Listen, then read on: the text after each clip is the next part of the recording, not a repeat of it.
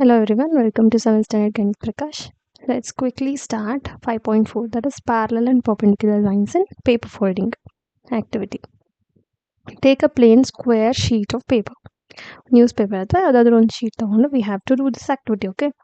How would you describe the opposite edge of the sheet? They are dashed to each other. So ಒಂದು sheet ಅಂದ್ರೆ so this is a sheet, okay? So opposite edge ಅಂದ್ರೆ ಯಾವುದು?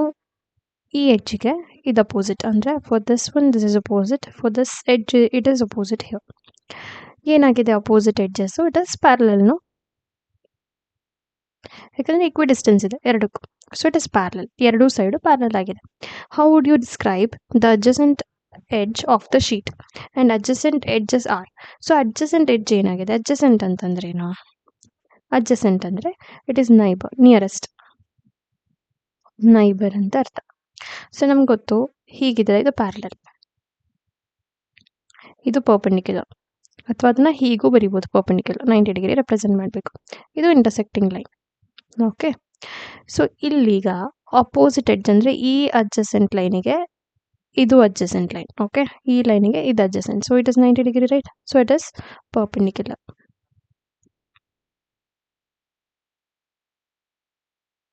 Perpendicular, okay. ಇಲ್ಲೂ ಅಷ್ಟೇ, ಇದು perpendicular, ಇದು perpendicular, ಇದು perpendicular. They meet at a point, they form right angle. ಏನು ಫಾರ್ಮ್ ಮಾಡುತ್ತೆ? ರೈಟ್ ಆ್ಯಂಗಲ್ ಫಾರ್ಮ್ ಮಾಡುತ್ತೆ. Then we have to fold the sheet horizontal in half. So ಈ ರೀತಿ ಹಾರಿಜಾಂಟಲ್ ಆಗಿ ಹಾಫ್. ಹಾರಿಜಾಂಟಲ್ ಅಂದ್ರೆ ಏನು? It is sleeping line like this. ಇದು horizontal, ಇದು vertical. Standing line is vertical, sleeping line is horizontal. A new line is formed. ಒಂದು new line form ಆಯ್ತಲ್ವಾ ಇಲ್ಲಿ? How many parallel lines do you see ನಾವು? So ಎಷ್ಟು parallel ಲೈನಲ್ಲಿ observe ಮಾಡ್ಬೋದು ನಾವು? How does the new line segment related to the vertical sides? So ಈಗ ಎಷ್ಟು ಲೈನ್ ಇದೆ ಪ್ಯಾರಲಲ್ ಫಸ್ಟ್ ಮಾಡೋಣ. ಸೊ ಇದು ಒಂದು ಎಡ್ಜ್ ಅಲ್ವಾ? So it is also a line which is parallel to this. ಈಗ ಫಾರ್ಮ್ ಆಗಿರೋ ಲೈನ್ ಇದು. So this is the another edge. So total ಎಷ್ಟು ಪ್ಯಾರಲಲ್ ಲೈನ್ಸ್ ಇದೆ? 3 parallel lines. And how does the new line segment relate to the vertical line? So ಈ new line segment ಏನು form ಆಗಿದೆ? ಇದು vertical lines ಎರಡು. So vertical ಲೈನ್ಸ್ಗೆ ಹೇಗೆ relate ಆಗಿದೆ? The new line segment, the new line segment is perpendicular to the vertical side. Vertical side ಗೆ ಏನಾಗಿದೆ? perpendicular ಆಗಿದೆ. Next, make one more horizontal fold in the folded sheet. Already fold ಆಗಿರೋ ಶೀಟಲ್ಲಿ ಇನ್ನೊಂದು fold ಮಾಡಬೇಕು. How many parallel lines do you see ನಾವು? So ಈಗ ಎಷ್ಟು parallel lines ಆಯಿತು? 1 2 3 4 5. ಟೋಟಲ್ ಎಷ್ಟು ಲೈನ್ಸ್ ಆಯಿತು? 5 ಪ್ಯಾರಲಲ್ ಲೈನ್ಸ್ ಆಯಿತು. What will happen if you fold it once more? So ಇನ್ನೊಂದು ಫೋಲ್ಡ್ ಮಾಡಿದ್ರೆ ಎಷ್ಟಾಗುತ್ತೆ? How many parallel lines do you get? So ಇನ್ನೊಂದು ಫೋಲ್ಡ್ ಮಾಡಿದ್ರೆ if you count here there are 9 parallel lines, ಓಕೆನಾ? Check if the pattern extend further if you make another horizontal fold.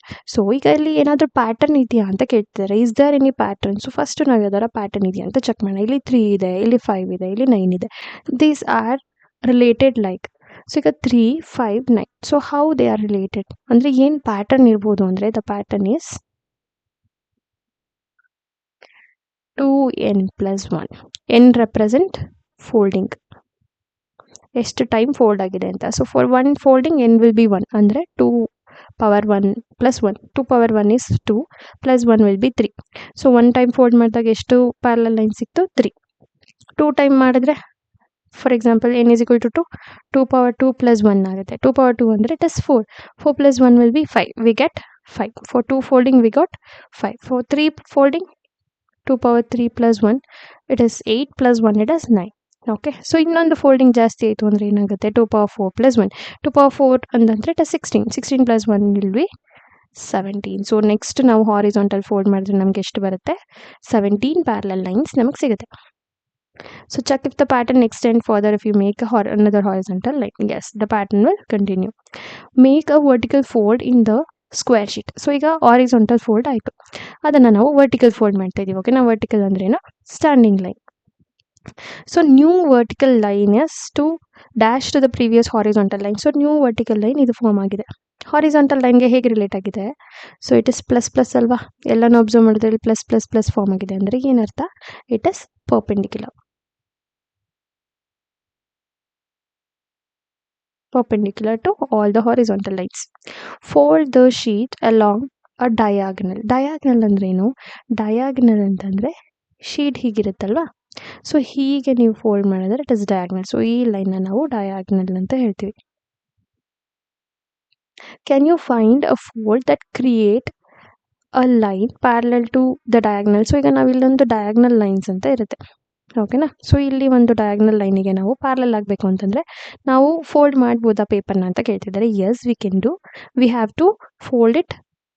V have to fold it diagonally.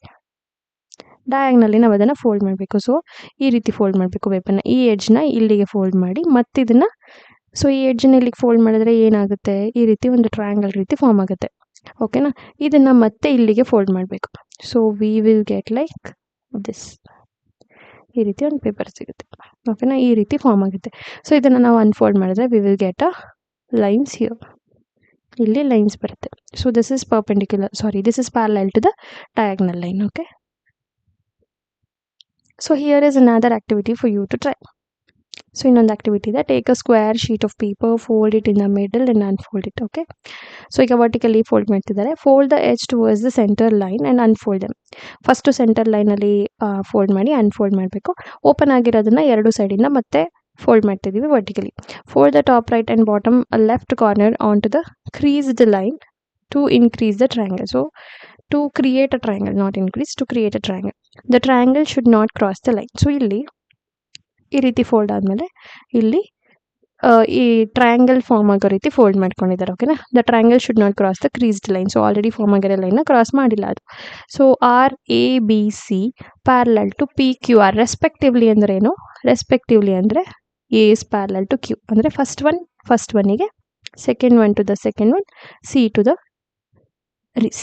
C to R ಅಂದರೆ A ಪಿಗೆ, B ಕ್ಯೂಗೆ, C ಆರ್ಗೆ parallel ಆಗಿದೆಯಾ ಅಂತ ಕೇಳ್ತಿದ್ದಾರೆ, ಓಕೆನಾ. So P ಎಗೆ ಪ್ಯಾರಲಲ್ ಆಗಿದೆಯಾ? ಪಿ ಎಗೆ ಪ್ಯಾರಲಲ್ ಆಗಿದೆಯಾ? Yes, because they fall on parallel line ಮೇಲೆ ಇದೆಯಲ್ಲ.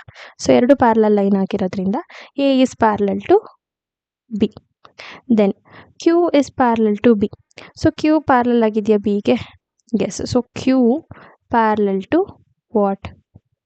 Q parallel to, wait a second, ನಾನು ಇಲ್ಲಿ ತಪ್ಪಿರೋದನ್ನ, yes, so A is parallel to P, not B.